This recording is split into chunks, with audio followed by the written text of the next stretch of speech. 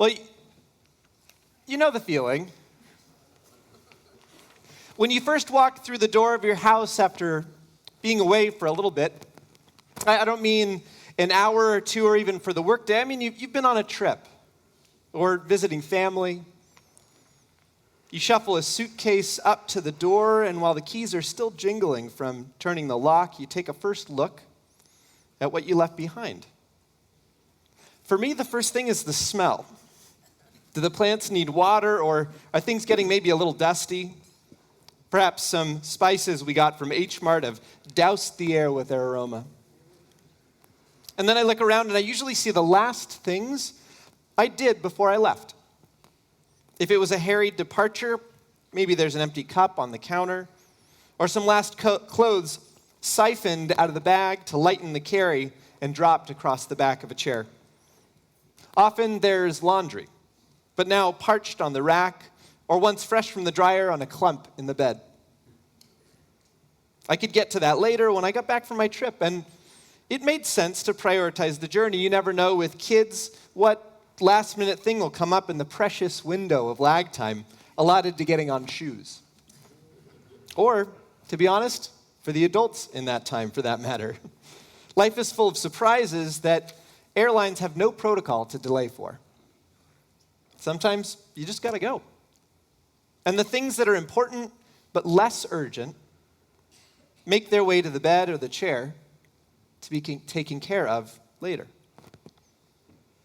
It's hard to know what to do with the things that need to get done but don't call on us to happen immediately. Many of us may be familiar with that classic Matrix, not the one with Keanu, although that one's good too. I mean the 4 boxes of important and urgent. The things that are not important, not urgent, those fall right off the board. The things that are important and urgent, those usually live at the front of our minds. They have some external pressure, so we wouldn't forget them. They usually get done right away. Other unimportant things, even if urgent, hopefully get weeded out, but the things that are important but not urgent, those usually live in a box that either rests in the back of our minds or on a board that shamefully stares at us, tacked to a desk or living in a file folder ready to burst with necessity, but always somehow avoided due to more urgent matters.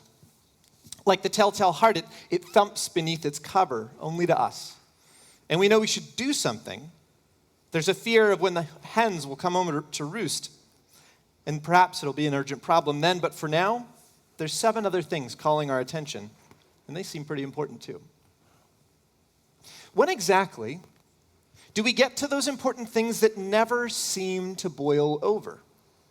The questions that make up the great arcs of our lives, of the hopes living patiently in the center of our hearts. So much of our spiritual life dwells here. There's no commercial or economic push. It's not going to pay the mortgage. Sorry, Noam. But it will reveal itself in time when we look back on our years and find satisfaction and disappointment with how we spent those days of our lives. One of the many reasons why on this day we ponder our mortality, it clarifies our vital time. Now, when you talk to Orthodox Jews, you can sometimes learn which community they're a part of when they talk about their Rav. Rav is a special title, affectionate and diminutive, because the name has been invoked so many times it has an intimacy, much like the nicknames we might afford our children or siblings or spouses. Most of the people who refer to their Rav, however, aren't talking about someone they know as well as that family member with the nickname cut from their moniker given at birth. It's someone that they referred to so much, like we might say the temple instead of Temple Israel of Long Beach, California, 90803, that they've affectionately brought the name down to a pithy and usable set of syllables. The same way that I started referring to one of my Ravs, Martin Buber, as Bubby. For the ultra-Orthodox, each sect has their own, often someone who's been elevated to mythic status, the way my friend in high school, along with every member of his family, slept with a picture of Menachem Mendel Schneerson over his bed. But in the modern Orthodox world, for the better part of the 20th century, their Rav was a teacher named Rabbi Joseph Soloveitchik. No supernatural accompaniments, no mystique, just a really great teacher. One that helped countless communities create a vibrant learning culture and married centuries of rabbinic thought with modern dilemmas and context. And now, Soloveitchik's main work is undoubtedly his book, The Lonely Man of Faith, which is a very interesting read, but if you dig a little further into his canon, slip out essays and small booklets sitting next to the 5 copies of Lonely Man, you might find an essay he wrote musing about the experience of return, of teshuvah. He starts by explaining where this word comes from. Apparently, before the time of the first temple, one of the prophets, Samuel, would set out on a journey. Right after the Chagim, he would make his way to various cities, Bethel, and then Gilgal, and then Mitzpah, visiting each in turn. Now, it's always hard to map things written in the Bible. Descriptions are sometimes vague. Today, we have cities placed on a map, but it's not always entirely clear where these cities might have originated 3,000 years ago. Mainly Christian scholars would travel to Israel every few hundred years and use the Bible like clues to a scavenger hunt, and then declare, this must be the location of the ancient city of Jericho. For the big cities, we know where they are. For Jericho, maybe. But Soloveitchik starts to draw a line around where they likely would have been. And when the pencil stopped, it met up again with where it had begun. The journey the prophet would take from one set of high holy days to the next was a large and wide circle. This apparently was how the theme of teshuvah entered our practice on these reflective days. The prophet would set out and then return when it was time to begin the process of a new start to the calendar. Rosh Hashanah and Yom Kippur was the first time he would turn the key, walk through the door of the house again, although I don't know what laundry would survive the course of an entire year living on a drying rack. Probably pretty crispy. The experience of teshuvah, the central theme of the holy days, it's ultimately an experience of return. Almost necessarily, we head out, move about our world, and then when the seasons roll back, the hours of the sun, we look ahead to fall, we come back, find what was here all along that we were too busy to pay much attention to. But why do we need to deal with all that travel, all that schlepping, if what's important is right there in the first place? Why do teshuvah at all? Why not just stay at home where the Nintendo and the comfy chair are just beckoning us?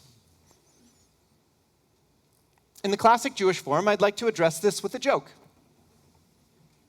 But it doesn't have a punchline. It doesn't nor much of a setup. All right, it's a story, but it's a little silly. It's a little bit silly. I love the tales of Chelm. I see some others do too.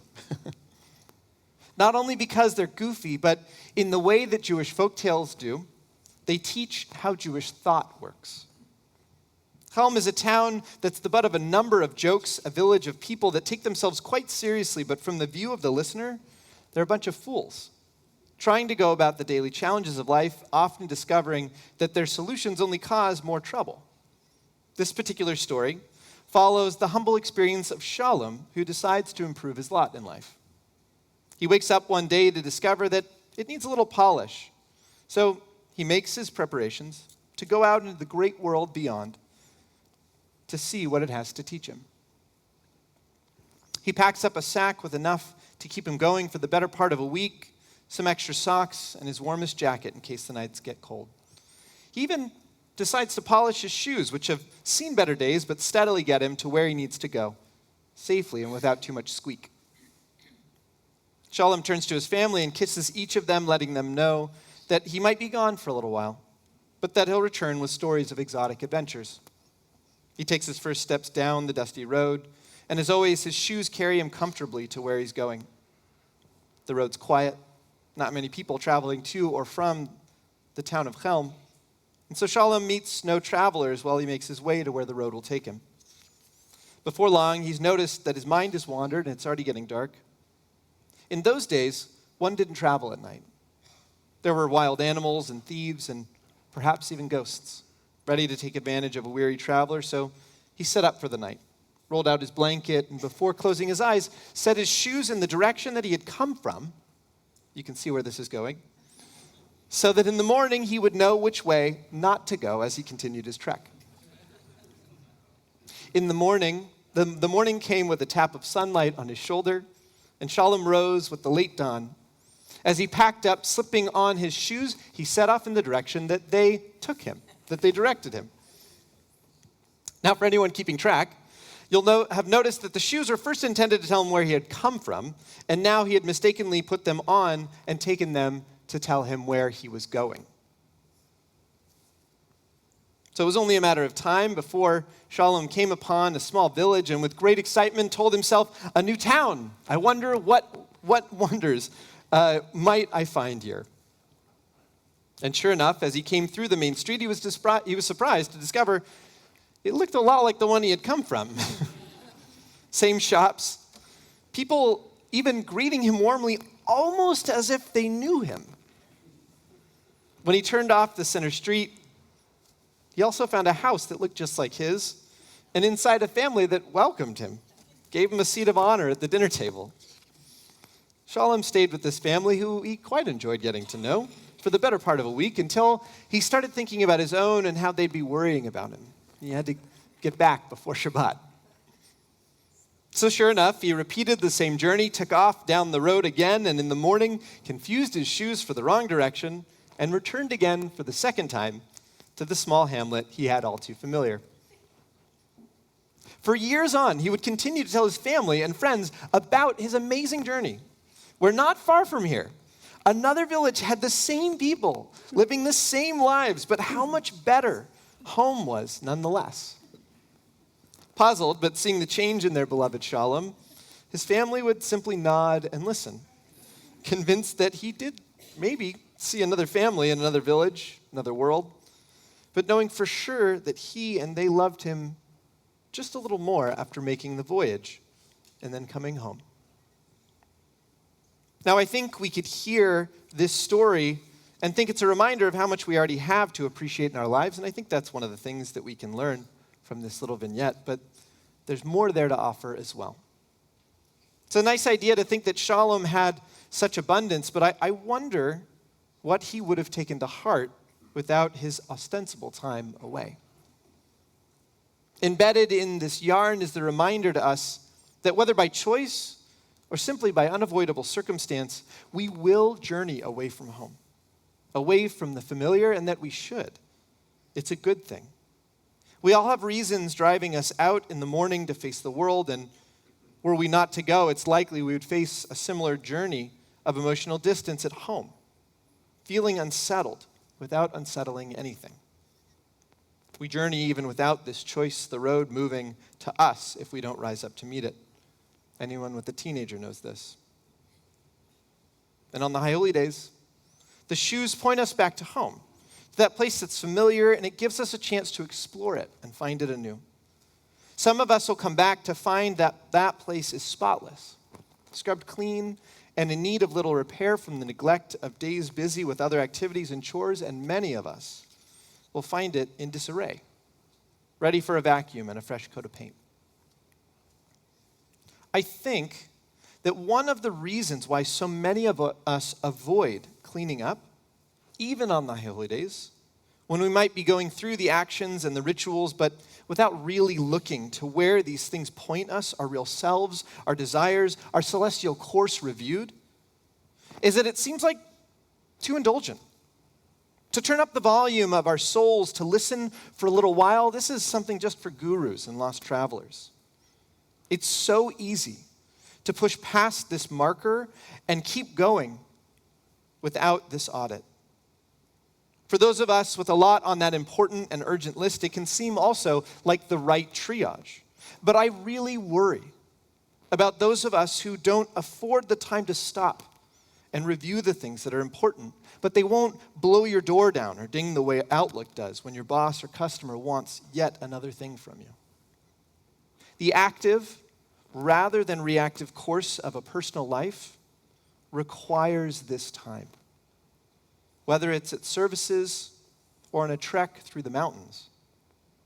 You deserve the time to review who you are, to discover how you've changed, what your greatest wants are and needs are in life and today. Intellectual historians point to a small handful of revolutionary and great thinkers of the 20th century. And in every small group assembled, Sigmund Freud is counted, whose greatest contribution to humanity is the education that we have a life, a mind, he would say, that's subconscious, and that it needs care, or that subconscious self will cause the conscious to suffer. Freud was Jewish. I'd like to think he was secularizing something that's already been embodied in Jewish practice for centuries. Although rather than calling it the subconscious, Judaism would call it the soul. So this time of year, we open up the door, look around at what has been living here all along and tidy up a little bit. Fold the laundry and maybe even get a little time to sit in that comfy chair, settle in, and enjoy. Welcome home.